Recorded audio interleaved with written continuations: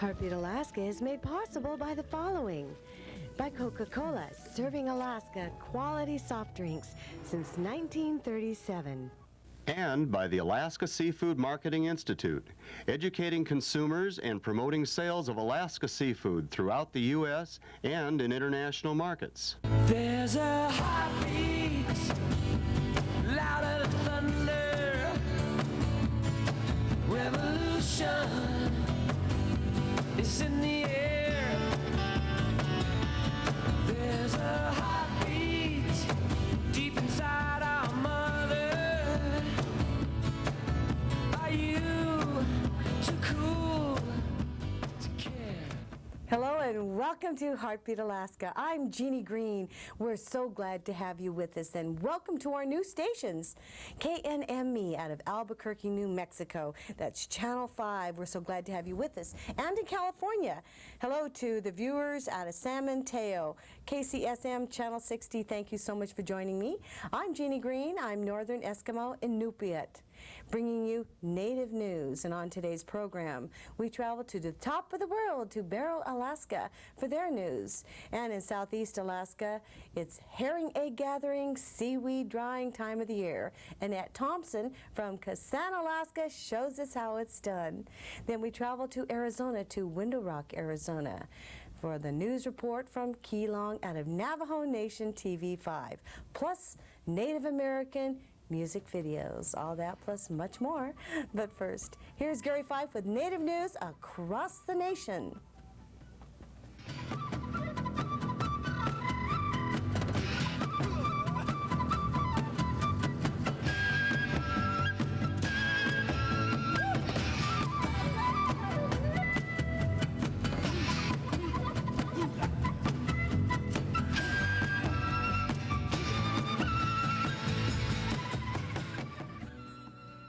This is Native News Across the Nation. I'm Gary Fife. It appears that early Native fears and suspicions about their future under the Republican majority in Congress may be materializing. Tribal governments across the nation had worried about changes in federal policy and funding as the new Congress began its effort to reduce federal spending. Latest broadcast and published reports have been saying tribal authority under federal laws such as environmental laws governing water and air have been questioned. Congress has also been looking at Native authority over other issues such as gaming, hunting and fishing, and child custody. An Indian Country Today report cited a total figure of $1.5 billion to be cut by the year 2002. 1993 was declared the Year of the World's Indigenous Peoples by the United Nations, and that declaration was later expanded to include the entire decade. That began in 1994 and will conclude in the year 2004. During the period, governments around the globe have pledged to give more attention to the concerns of indigenous peoples. August 9th has been designated as the official observance and as the anniversary of the first meeting of the UN Working Group on Indigenous Populations. A report released by congressional investigators has criticized the physician hiring practices of the Indian Health Service. Their findings indicated that the agency has used poor screening practices when hiring temporary physicians for its understaffed facilities. That leads to hiring doctors with histories of gross and repeated malpractice and other misconduct, the report says. It also focused on hospitals across the nation, but 2 in Oklahoma in particular, for a total of 30 hospitals in its system. The Pequot Tribe of Connecticut has been using money from its gambling facilities to restore a tribal burial ground. The tribe has purchased the property containing the burial ground, which has been estimated to date back to 1670. Remains in graves that had been disturbed have been reinterred, and some artifacts have been studied and replicated for exhibit in a tribal museum. The site is now being restored to a place of honor for the Pequot ancestors. Large intertribal gatherings of Native peoples in Alaska are a bit hard to come by, so when they do happen, they tend to be quite popular. One of the largest in Alaska is Anchorage's annual event called Spirit Days. The intertribal gathering features the cultures of natives from across the state, and along with cultures of tribal people from the lower 48 who are living in Alaska. Daily schedules include dance, sports, and special events, along with one of the largest turnouts of native vendors and cooks with native food specialties. This year's two-day event is set for June 10th and 11th in Anchorage's Kincaid Park. It'll be the 12th annual Spirit Days. And finally, the Borough Band of Mission Indians in Southern California has been making a lot of money from their tribally owned casino, and that's sweet music to their ears, but they've decided to share the wealth and the music, so to speak. The tribe has made a $200,000 contribution to the local San Diego Symphony, sponsoring their summer program of music. It's now to be called the Borough Casino Symphony Summer Pops. Tribal officials said they just wanted the community to know how involved they really are. We'd also like to extend a special welcome to our new viewers in New Mexico. KNME is our latest affiliate in Albuquerque.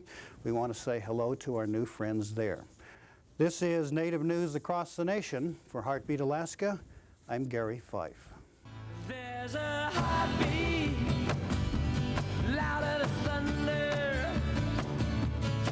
Revolution is in the air. There's a heartbeat deep inside our mother. Are you?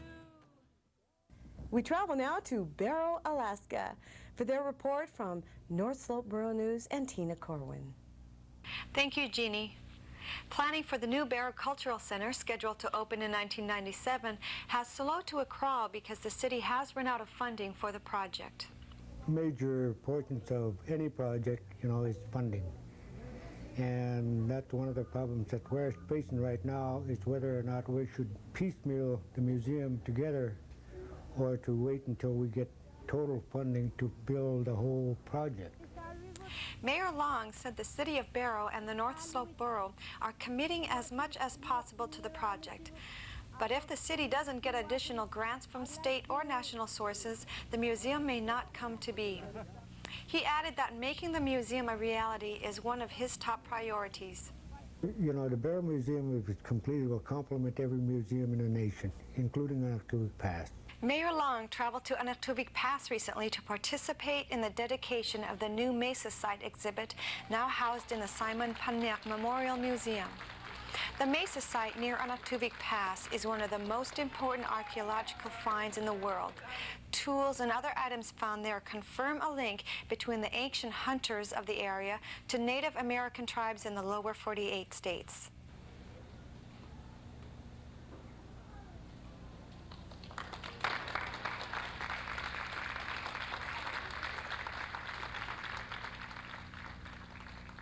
How do you know where you're going if you don't know where you came from? And in relation to our history, our culture, being that people, we do need to find out where we've been so we can know where we're going.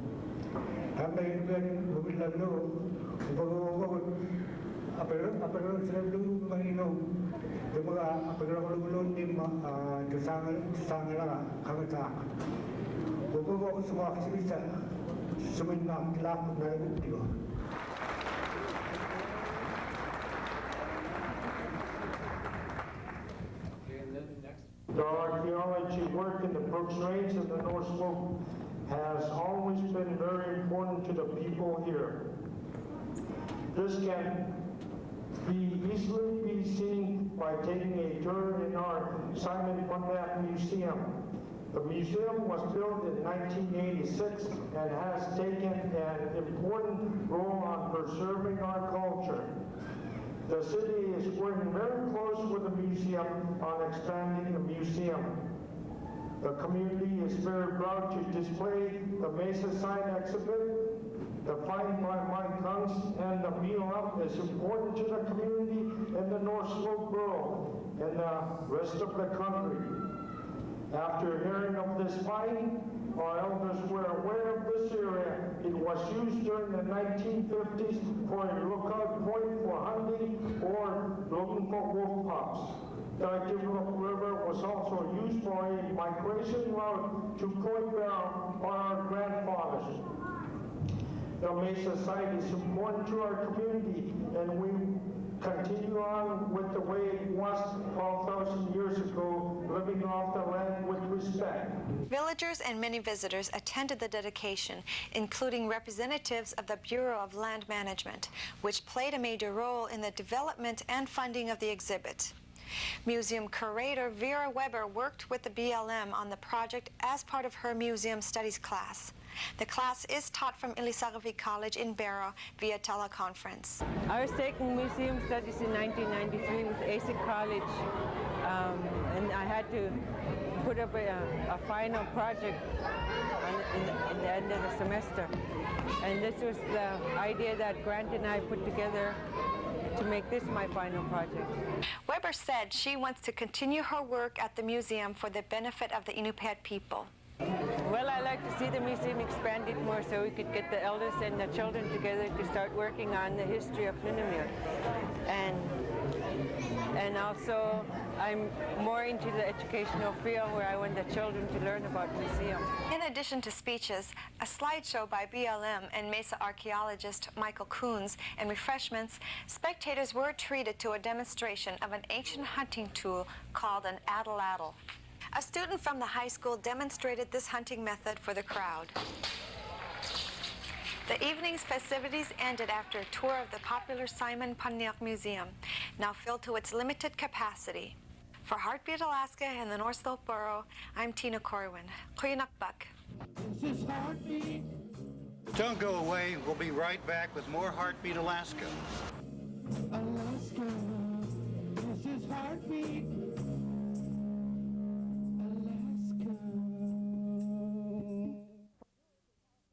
For first-time viewers in California and New Mexico, you may send in video.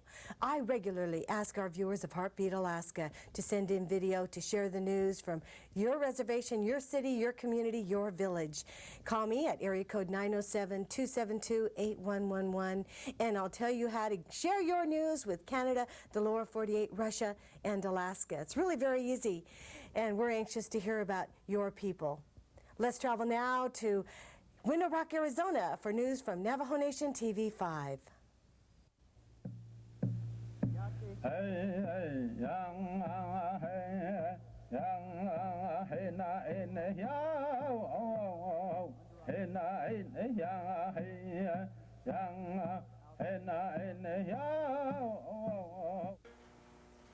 Hello, Heartbeat Alaska. This is a Navajo Nation news update from Window Rock, Arizona. Recently, the Navajo Nation Division of Health and the Centers for Disease Control from Atlanta, Georgia, hosted a conference that was attended by medical professional people from all over the country. The conference was on a deadly disease that suddenly and mysteriously showed its deadly presence in the Four Corners area in May of 1993. The hantavirus, as its clinical name, ever since its appearance has killed 52 people in the lower 48 states.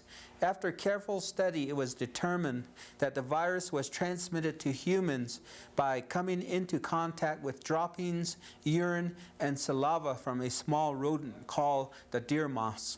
Within 2 years, it was determined that the deer mice could be found not only in the Southwest but in most of the United States. Another important fact at this time, after careful study, it was found that it not only affected Native people, but also a higher percentage of Anglos had come into contact with the disease. At the conference, the main topic spoken about was how a person would be able to avoid contact with the virus by prevention methods that were presented. Since the first reported cases of hantavirus came about in the Navajo area, presentations were given by Navajo professionals and a Navajo medicine man. The hostility of the Christian missionaries to the medicine men is revealed in many of their accounts. Thus, all of the principal force of European erosion of Indian society have been brought to the bear in their assault against the medicine man. To the extent that this influence was weakened, while the influence was able to penetrate, the campaign has made great headway, and yet the old ways sometimes driven underground. continues to flourish in many ways, even though that many Indians are coming to depend more upon the white doctors and the hospitals provide to them free if they are on the reservation.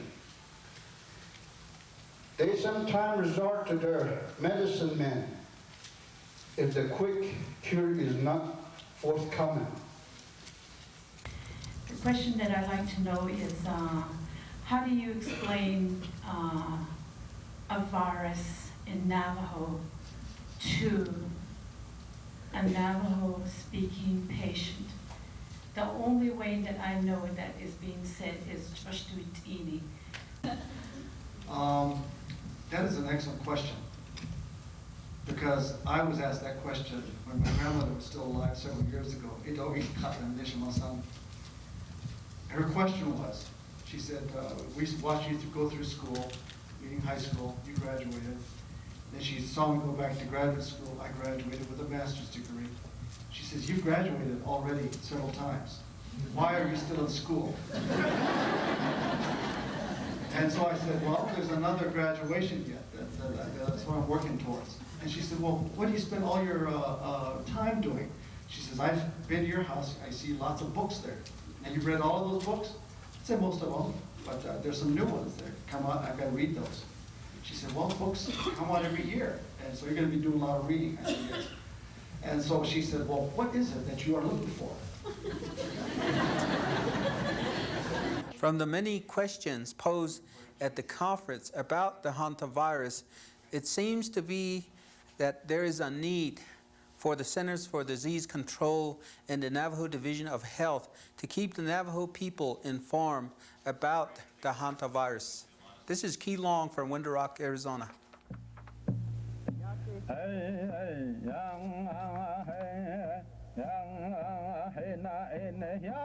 After 10 years, researchers have finally come up with what appears to be a safe vaccine for the hantavirus. It still has to be approved by the FDA, however. Let's travel now to Kasaan, Alaska. Annette Thompson shows us how to dry seaweed. It's a staple there. Yum. If you put seaweed in plastic bags, it really ruins fast and it becomes poisonous. So my grandmother taught us to use pillowcases when we pick seaweed. Anyway, we're going to head down and we will see you in a few minutes. Annette Thompson lives in beautiful southeast Alaska in a village called Kasaan. It's seaweed drying time of year, and the type of seaweed she's looking for is black seaweed.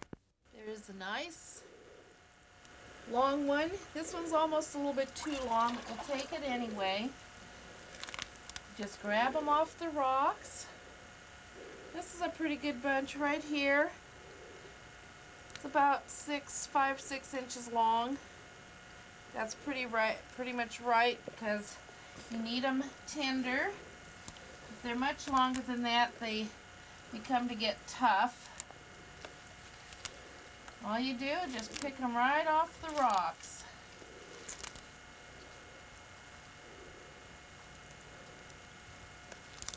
This won't take too long. This is really nice, really nice. Oh my goodness, here's a gumboot hiding right in the middle. Well, I can't get it off my fingers, but I have to get a knife. We're coming on the sea lion rocks. There's hundreds of them here. Try to get in close. Look at that grandpa one up there, huh?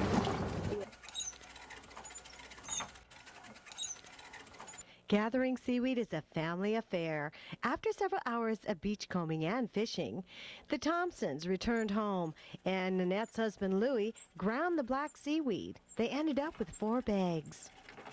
This is a family project, and my part is to spread the ground seaweed on sheets, clean sheets with plywood underneath. The black seaweed, we put it with boiled salmon eggs, fish chowder, sprinkle it on rice. There are so many ways. Make sushi with it. The weather is about 70 to 75 degrees today, so it should dry just within about 3 hours. I will alternate once and get the afternoon sun, and it will be all done. We will package them and have them ready for the winter.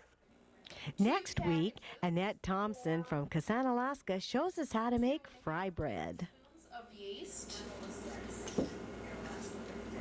1 teaspoon of salt. Let's take time out for some good Native American music.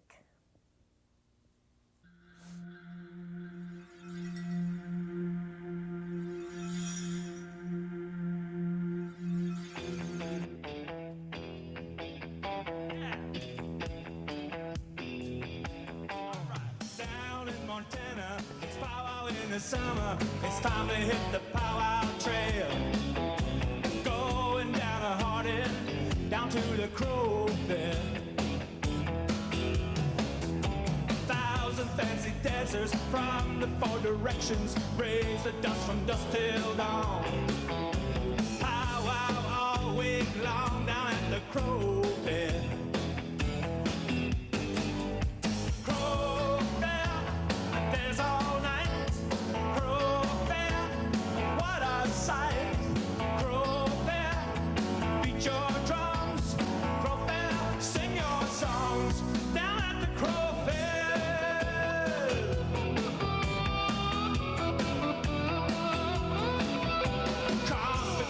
Dancers, girls in jingle dresses, reminds me of the good old days. Take me back in time, down to the Crow Fair. Indian revival, cultural survival, hanging on to Indian ways. It's good to be down at the Crow Fair.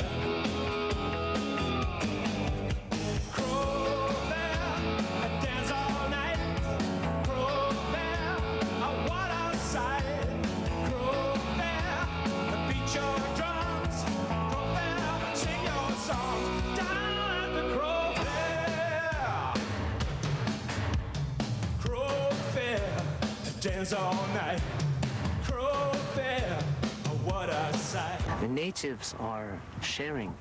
The natives give, you know. It's in our culture, so we do it naturally.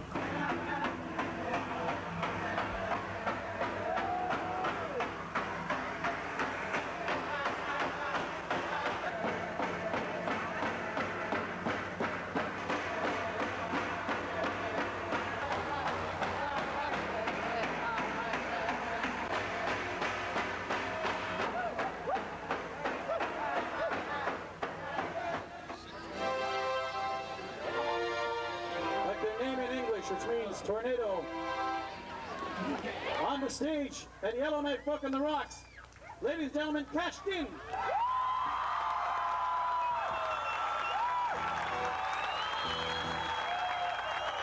Chinanu means us.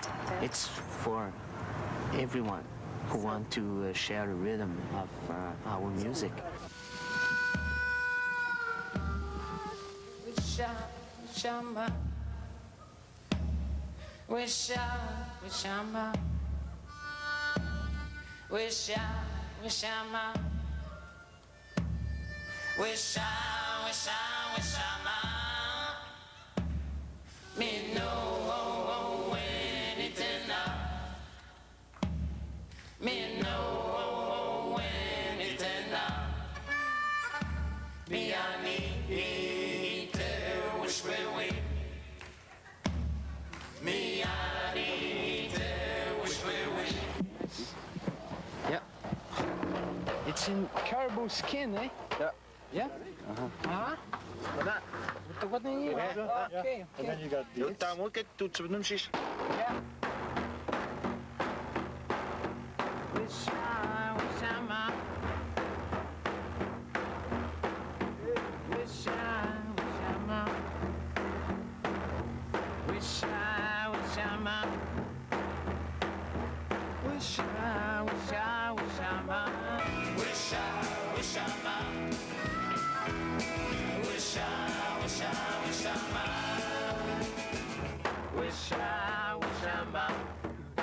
on it.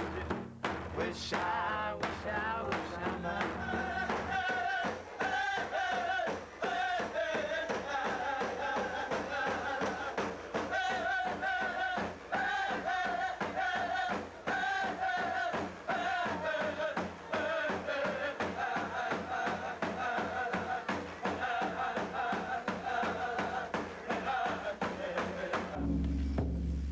As I beat my drum, with every beat, I am calling to the spirits of my people. With every song and every dance, we are calling to the spirits of our people. We are a proud people. We are the people of Haida Gwaii.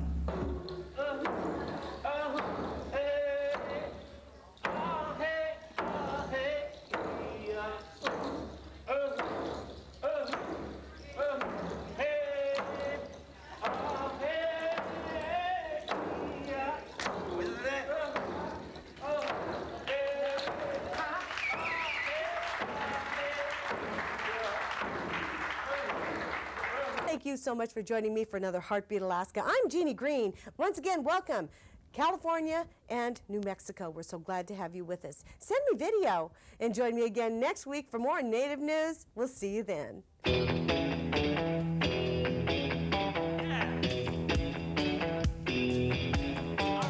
Down in Montana, it's powwow in the summer. It's time to hit the powwow trail. Going down a Hardin, down to the Crow Fair. 1,000 fancy dancers from the 4 directions raise the dust from dusk till dawn. Powwow all week long down at the Crow Fair. Crow Fair, there's all night. Crow Fair, what a sight. Crow Fair, beat your drums. Crow Fair, sing your songs down at the Crow Fair.